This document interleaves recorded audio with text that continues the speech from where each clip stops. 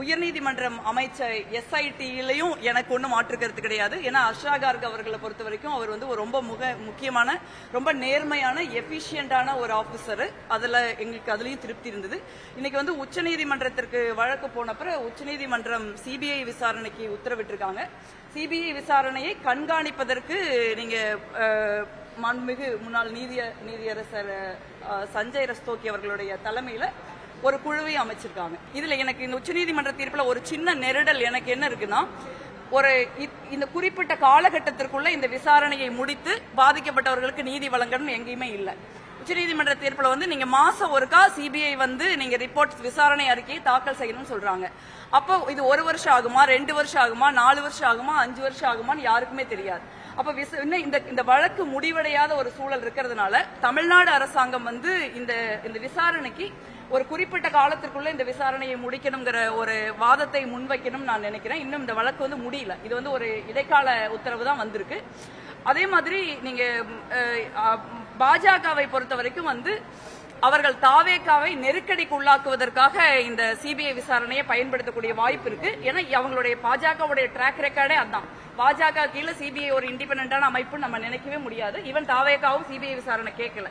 So அந்த மாதிரியான ஒரு சூழல்ல ஒரு பாசிச சக்தியை எவ்வளவு தூரம் வலிமையாக தாவேகா எதிர்க்கிறது அப்படிங்கிறதுக்கான ஒரு அரசியல் ரீதியான சவாலாகவும் இது அவங்களுக்கு இருக்கும் நினைக்கிறேன்.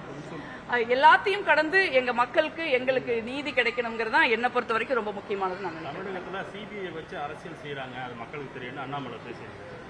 இல்ல, CBI வச்சு யாரும் அரசியல் செய்யல. CBI வச்சு பாஜக தான் தமிழ்நாடு மட்டுமல்ல இந்தியா முழுவதும் அரசியல் செய்கிறது.